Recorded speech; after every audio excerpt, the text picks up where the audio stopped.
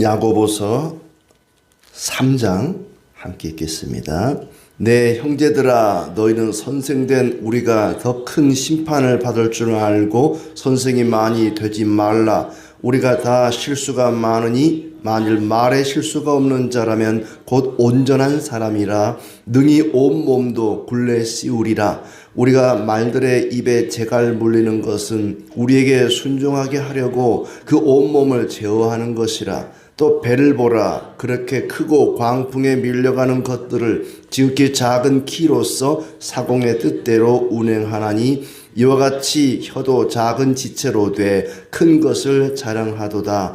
보라, 얼마나 작은 불이 얼마나 많은 나무를 태우는가. 혀는 곧 불이요 불의 세계라. 혀는 우리 지체 중에서 온몸을 더럽히고 삶의 수레바퀴를 불사르나니 그 사르는 것이 지옥불에서 나느니라. 여러 종류의 짐승과 새와 벌레와 바다의 생물은 다 사람이 길들일 수 있고 길들여 왔거니와 혀는 능히 길들일 사람이 없나니 쉬지 아니하는 악이요 죽이는 독이 가득한 것이라. 이것으로 우리가 주 아버지를 찬송하고 또 이것으로 하나님의 형상대로 지음을 받은 사람을 저주하나니 한 입에서 찬송과 저주가 나오는도다. 내 형제들아, 이것이 마땅하지 아니하니라. 샘이 한 구멍으로 어찌 단물과 쓴물을 내겠느냐. 내 형제들아, 어찌 무화과 나무가 감람 열매를 포도나무가 무화과를 맺겠느냐. 이와 같이 짠물이 단물을 내지 못하느니라. 너희 중에 지혜와 총명이 있는 자가 누구냐? 그는 선행으로 말미암아 지혜의 온유함으로 그 행함을 보일지니라. 그러나 너희 마음속에 독한 시기와 다툼이 있으면 자랑하지 말라. 진리를 거슬러 거짓말하지 말라. 이러한 지혜는 위로부터 내려온 것이 아니요 땅 위의 것이요 정욕의 것이요 귀신의 것이니 시기와 다툼이 있는 곳에는 혼란과 모든 악한 일이 있음이라. 오직 위로부터 난 지혜는 첫째 성결하고 다음에 화평하고 관용하고 양순하며 긍휼과 선한 열매가 가득하고 편견과 거짓이 없나니 화평하게 하는 자들은 화평으로 심어 의의 열매를 거두느니라. 아멘. 네, 반갑습니다. 평소에 또 생활 패턴이 바뀌는 게 쉽지 않은데 고난 주간에 다들 고난이 많으십니다. 하나님의 은혜가 있기를 바랍니다. 우리의 신앙이 삶으로 드러나야 된다. 신행일치에 대한 이야기를 예수님의 동생 야고보가 계속해 가고 있습니다. 믿음으로 구원받는다 하니까 믿음을 강조하다가 그 믿음이 마음으로만 믿는 관념적인 믿음에 머물지 않고 실제 삶 속에서 실천하는 믿음이 되어야 한다는 얘기죠. 그 실천하는 믿음은 또 언행일치, 신행일치, 언행일치의 삶을 살아야 된다. 말로 짓는 죄가 아주 크다. 언어폭력이라는 말도 요즘 많이 돌지 않습니까? 말이 폭력이 될 수 있다. 사람이 무슨 몽둥이로 두들겨 패야만 그게 폭력이 아니라 말로도 상처를 줄 수 있다는 거죠. 그래서 행함이 없는 믿음은 죽은 믿음이다 했는데 그 죽은 믿음의 특징은 뭐냐면은 말로써 자기를 자랑하고 잘난 척하고 예수님이 기준이 되어야 되는데 자기가 기준이 되어서 사람들을 비난하고 또 명령하고 그럴 수 있다. 그러니 너희들은 말로 먹고 사는 선생이 되려고 하지 마라. 말을 너무 많이 하는 직업은 그 일 자체가 또 큰 죄를 지을 수가 있다. 선생된 우리같이 바울같이 이렇게 야고보같이 또 사도들의 그 하는 일들이 다 말로 하는 일들이니까 내 형제들아, 너희는 선생된 우리가 더 큰 심판을 받을 줄 알고 선생이 많이 되지 말라. 선생이 더 큰 심판을 받는다. 왜냐하면은 말로 이래라 저래라 가르쳐 놓고 자기는 실천하지 않기 때문에 선생이 자칫 잘못하면 행함이 뒤따르지 않으면 오히려 더 큰 심판을 받을 수 있다. 그러니 남을 가르치는 선생이 되려고 하지 마라 하는 얘기죠. 사람은 누구나 실수를 많이 할 수 있는데 특히 말에 실수가 없는 사람은 자기 온 몸을 통제할 수 있기 때문에 온전한 사람이라 할 수 있다. 이 말로써 자기 인생 전체를 좌지우지할 수 있다. 그러니 말을 조심하라는 얘기죠. 특히 여러 가지 비유를 들고 있습니다. 타고 다니는 말은 덩치가 크죠.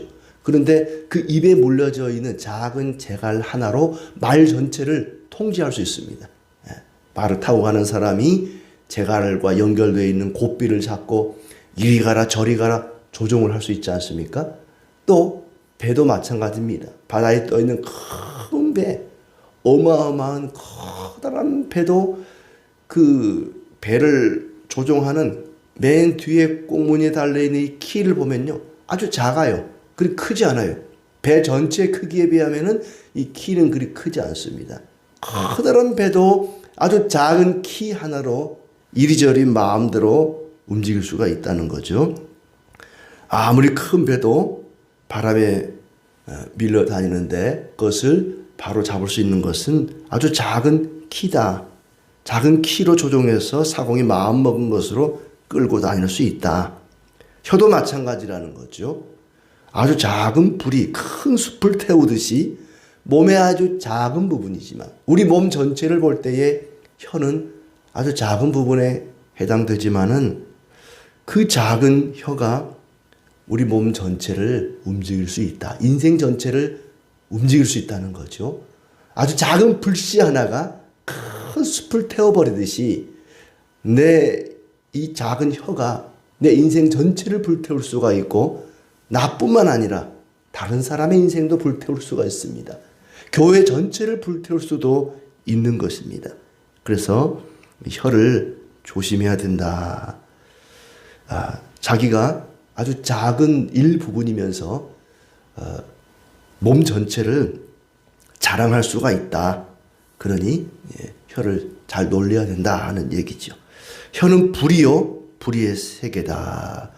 우리 몸의 작은 한 부분이지만 온 몸을 더럽히고 인생의 수레바퀴에 불을 지르고 마지막에는 혀도 지옥불에 떨어질 수가 있다. 7절에 보면은 여러 종류의 짐승들, 새와 벌레와 바다의 생물들, 달짐승, 들짐승, 바다의 생물들까지 온갖 종류의 짐승들을 길들일 수가 있습니다. 요즘은 또 무슨 반려동물 해가지고 뱀, 벌레, 온갖 것을 반려동물 해가지고는 또 길들이기도 하고 훈련을 시키기도 하고 그럴 수 있다는 거예요. 온갖 종류의 짐승들을 다 길들일 수가 있는데 사람의 혀는 길들이기가 어렵다. 어렵다는 것은 불가능한 것은 아니라는 얘기이긴 한데 쉽지는 않다는 것입니다. 온갖 종류의 짐승들은 사람이 길들여서 다스릴 수가 있지만은 사람의 혀는 누구도 길들일 수가 없다.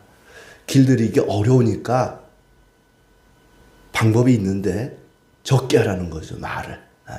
말을 적게 하는 수밖에 없다. 길들이기 어렵기 때문에 말을 적게 하는 것이 제일 좋다. 근데 말을 제일 교회에서 많이 하는 사람이 목사란 말이죠. 참 제일 죄를 많이 지을 수 있는 사람이고 제일 실수를 많이 할 수 있는 사람이니까 할 수만 있으면 가르치는 일을 하려고 하지 마라. 혀는 걷잡을 수 없는 악이요 죽음에 이르게 하는 도구로 가득 차 있다. 그렇다고 해서 말을 안 할 수는 없잖아요. 말을 하고 살아야 되는데 사람이 입을 꾹 다물고 살 수는 없으니까 말을 해야 되는데 좋은 방법이 있다는 거죠. 그 말을 좋은 말을 하라는 겁니다. 어차피 말을 하긴 해야 되는데 좋은 말을 하면 되지 않겠느냐. 그래서 9절에 우리가 이것으로 혀로 하나님을 찬송하기도 하고 반대로 하나님의 형상대로 지음받은 사람을 저주할 수도 있다. 한 입으로 찬송도 할 수 있고 저주도 할 수 있습니다. 둘 다 할 수가 있죠. 그러나 어떻게 한 입으로 찬송과 저주를 할 수 있느냐? 교회 와서 하나님을 찬송하고 노래하고 막 축복하고 감사하고 회개하고 했던 그 입으로 그 혀로 어떻게 교회 밖에 나가서 다른 사람을 저주하고 비난하고 모욕하고 조롱하고 그럴 수 있느냐? 어떻게 한 입으로 쓴물과 단물이 같이 나올 수 있겠느냐? 샘물이 한 구멍에서 줄줄줄 나오는데 한 구멍에서 어떻게 쓴물과 단물이 같이 나올 수 있겠느냐? 그럴 수 없다 하는 얘기죠. 우리가 하나님을 찬송하고 감사하고 회개하고 노래하고 했던 그 입이라면 그 입으로 다른 사람을 축복하고 칭찬하고 격려하고 위로하고 그런 말을 해야 되지 않겠느냐? 샘이 한 구멍에서 단물과 쓴물을 낼 수 있느냐? 어찌 무화과 나무가 감람 열매를 맺을 수 있느냐? 뿌리는 무화과인데 어떻게 감람, 올리브 열매를 맺을 수 있겠느냐? 또 포도나무가 어떻게 무화과 열매를 맺을 수 있겠느냐? 그럴 수 없다 하는 얘기죠. 지혜와 총명이 있는 자가 누구냐? 이제 13절부터는 좀 다른 얘기를 하고 있습니다. 12절까지는 우리가 이왕에 말을 안 하고는 살 수 없으니까 말을 하긴 해야 되는데 할 수만 있다면 말을 적게 하면 좋겠지만 말을 해야 한다면은 사랑하고 축복하고 칭찬하고 좋은 말을 해야 된다 하는 얘기, 하나님 찬송하고 하는데 우리의 혀와 입을 사용해야 된다는 얘기를 하고 13절부터는 같은 맥락의 이야기이긴 하지만은 좀 이제 다른 톤으로 이야기합니다. 두 가지 지혜가 있다는 거예요.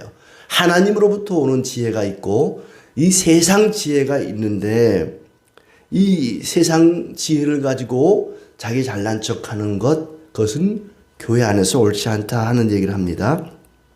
13절에 너희 중에 지혜와 총명이 있는 자가 누구냐? 누가 똑똑하다고 지혜 있다고 잘났다고 이야기하느냐? 그는 선행으로 말미암아 지혜의 온유함으로 그 행함을 보일지니라. 교회 안에서 잘난 척 똑똑한 척 그렇게 말하는 사람은 그것을 행함으로 보여야 한다는 것입니다.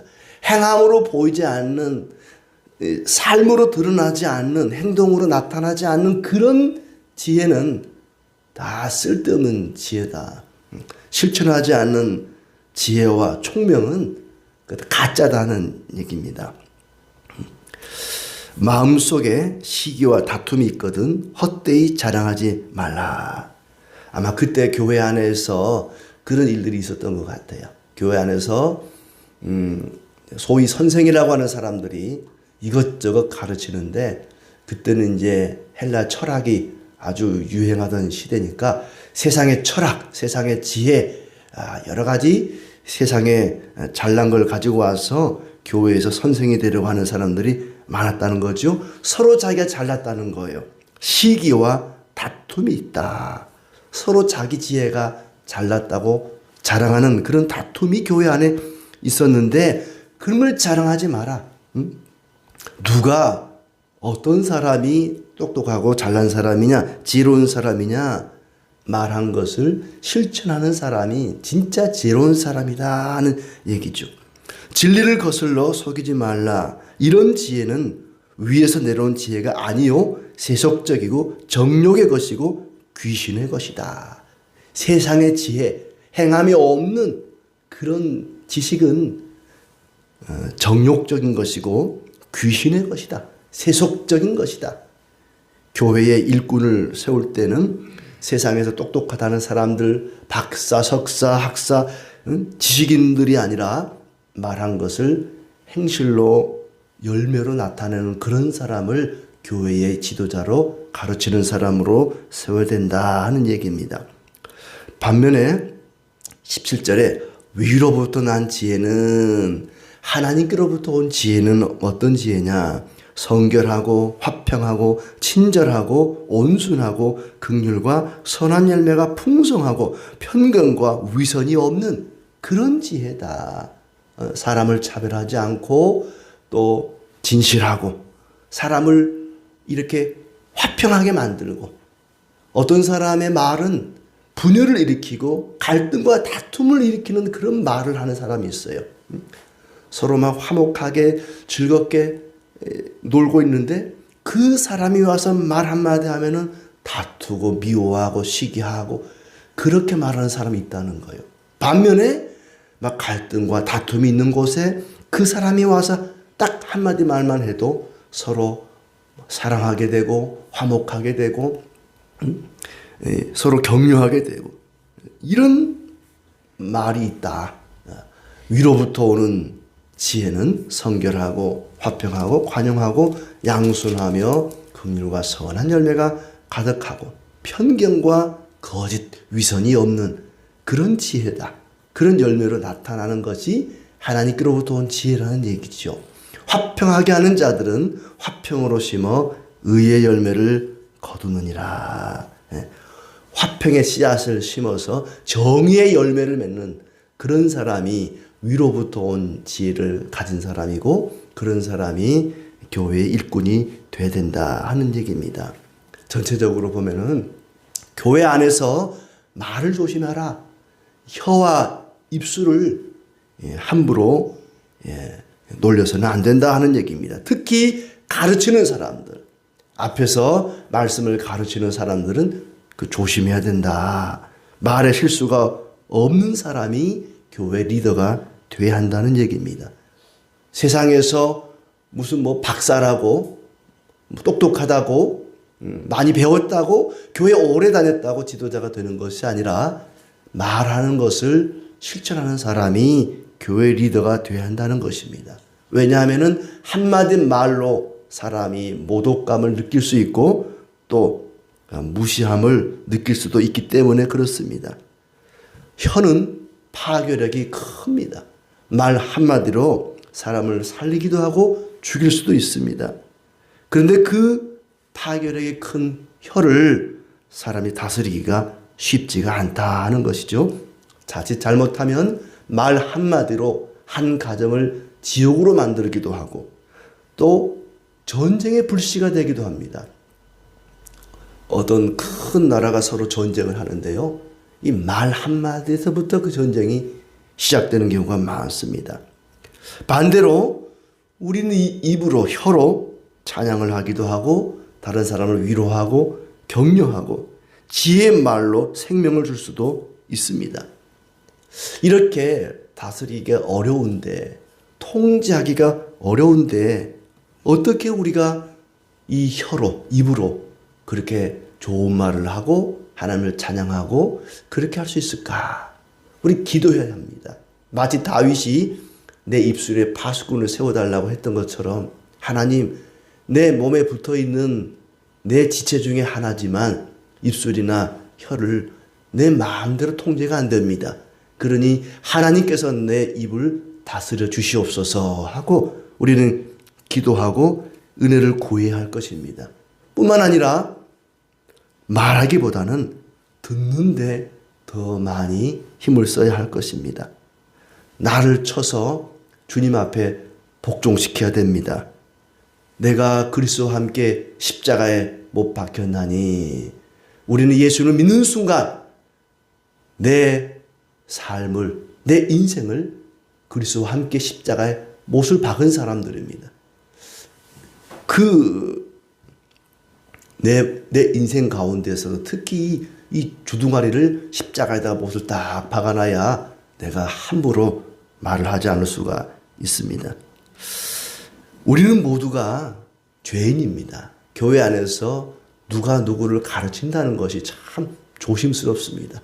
나도 허물이 많고 실수가 많고 죄가 많은 사람인데 내가 하나님 말씀을 누구에게 가르친다는 것, 누구를 지도한다는 것이 조심스럽고 참 위험스러운 일입니다. 우리 주님께서 왜 십자가에 달려 죽으셨는가? 왜 그리스도께서 그 모진 고난의 길을 가시고 그 고통스러운 십자가를 지셔야만 했는가?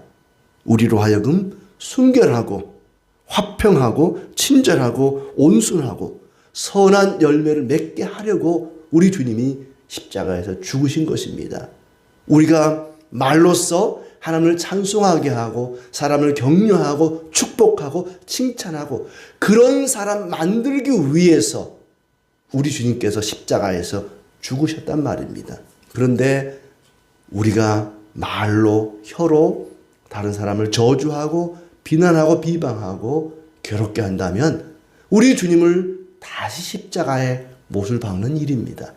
우리가 고난주간을 보내면서 주님을 또다시 십자가에 못 박지 않도록 오늘도 만나는 사람마다 누구를 대하든지 말로서 칭찬하고 축복하고 위로하고 하나님을 찬송하고 회개하고 감사의 기도를 드리는 그런 복된 삶을 살기를 진심으로 축복합니다.